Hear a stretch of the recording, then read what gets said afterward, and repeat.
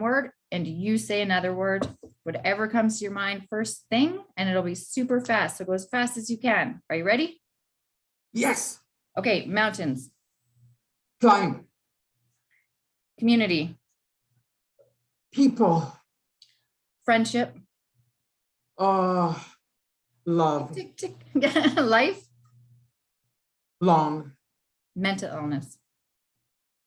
Journey. That's a great word. We're going to do journey. Thank you. Perfect. Okay, now this one is a one-word answer. Okay, only.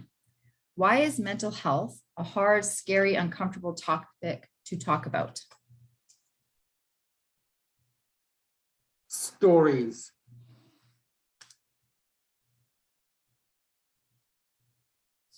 Now let's discuss that. Why are people's stories scary? Why is it hard to tell stories? The thing is that I sit in stories. That's my perception. Am I going to do that shadow work to really dig deep and say, is this a story I'm telling myself, or is this my reality? It is my reality, but I can change my reality by changing the story I'm telling myself. But how many of us are equipped to be able to come to that realization as well? That's right. And the story we tell ourselves might not be the story that we need to tell ourselves. And it's really interesting. Wow. Yeah. My mentor wrote an article for Community Now, and it was called, "What Story Are You Telling?" And as we were discussing things for this upcoming year, she said, remember when I wrote that article? She goes, now I want you to go do it. What story are you telling? Because that's an important thing. But to me, I don't think a lot of people have ever told themselves what their story is. And I don't think I've ever sat down and told myself my story.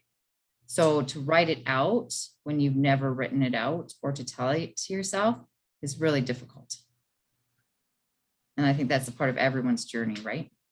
Yes. And so many times, like when we sit in that story, we become comfortable. And for change, we need to get uncomfortable with the comfortable. That's right. Okay, we're going we need to get comfortable with the uncomfortable. I'm doing it the other way around. That's what I was saying in my story. Yep. Now, the thing about this is just I'd like to share with you this one thing. The reason I have this backdrop is that this was the first time I had summited a mountain. This was way back in 2014, I believe. After that, I summited this mountain again. Both times I said I couldn't do it, and I needed the community to pull me up. And sometimes we're afraid to show our true selves because we're afraid of the judgment that what we judge others is how we are judging ourselves. Yeah, right? I find that that's really true. So how we judge ourselves, we project onto other people. Exactly, right? Mm-hmm. And so did I want to quit? Was this hard? Yes, it was. And when I came to the top, I looked at the trees that were massive. When I was at the bottom of the mountain, they were tiny, right? And from this horizon, I was able to look at down. It's like, connecting those dots is what we say. Yep. Are we then allowing to sit in our successes, or are we still sitting in our stories? That's right.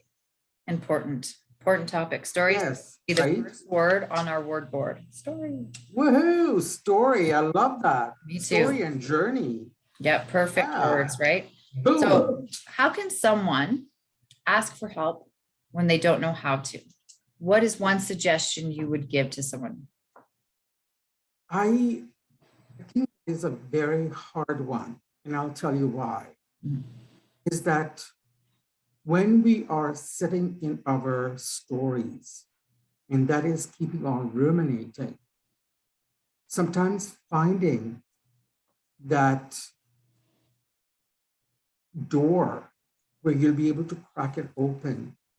And in that door that's cracked open, you will see the light. Mhm.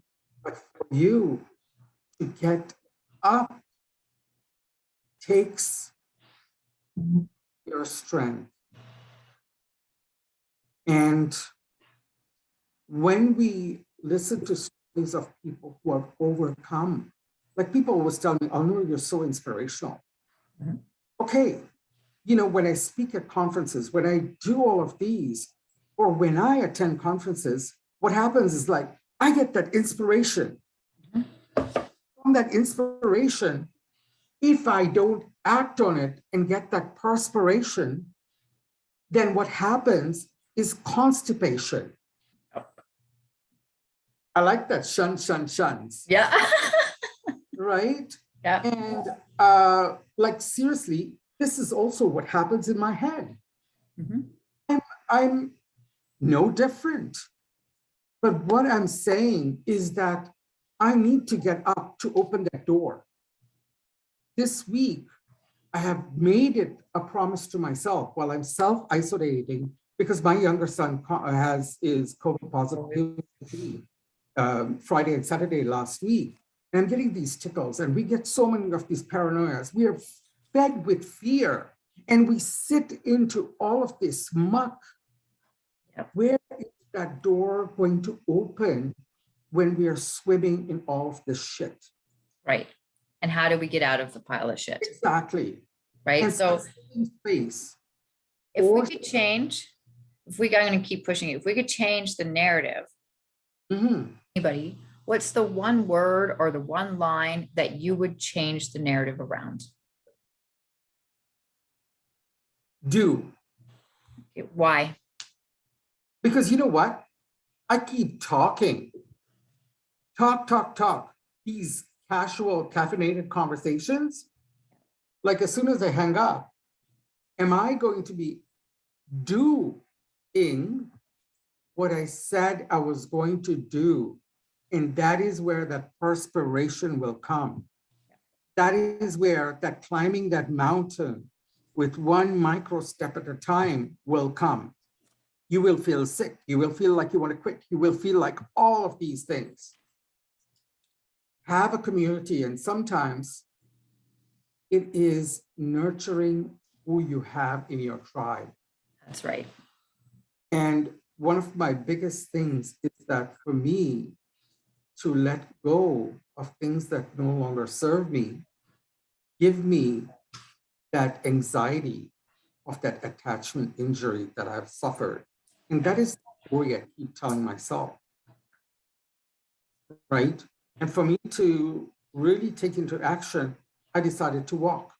And if it's going to be like snowy and icy, I made a commitment this morning that I'm going to do it inside my building. Mm-hmm. Oh, that's smart. Yep. So I am in pain when I go and walk, but I put on my music and I push through it. Good. See, and that's action, right? So yeah, that comes to the very last question that we have. My word this year is action. Love it. What's your word?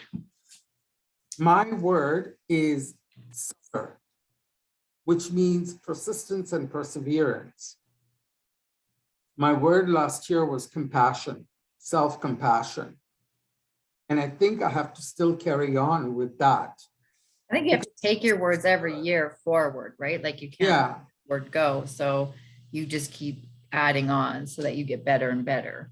And then the words that help us maintain going forward, which is really important. Yeah. My thing on LinkedIn is relentless architect of possibility. I can rah about other people all day, everybody's gifts. Yet, am I looking in the mirror long enough to stare? And I'm going to get uncomfortable to honor the gifts I have, or to stay stuck in what I cannot do. That's right. This is great. Thank you so much. This is going to be so fun. So for everybody that's just joining us, this is Casual Caffeinated Conversations with Krista Malden and Al Nor. I just love you. And I love you too. We're going to take turns interviewing people, asking questions, tracking words, and then we will meet once a month to discuss what words we have, what actions we need to take, and what the community is doing as a whole. These conversations will be with everyday people, which is the most important part. Love it. So much. You know what? I watched this thing, and a friend of mine said that Bob Saget, who passed on, may he rest in power. Mm-hmm. He said, I love you. And at the end of each conversation, are we really saying, I love you? And when you keep saying that, you need to say that to yourself. So mad love, people. Mwah! Have a great weekend.